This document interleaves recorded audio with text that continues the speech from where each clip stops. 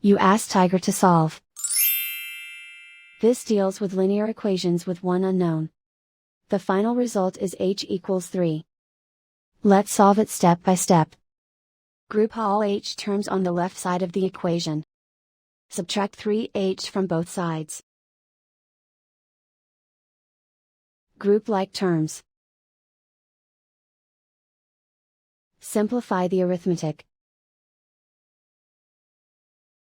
Group like terms.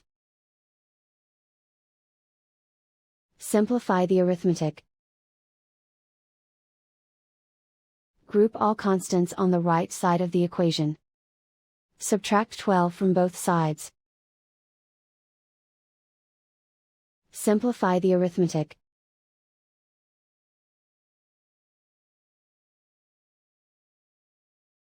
Isolate the h.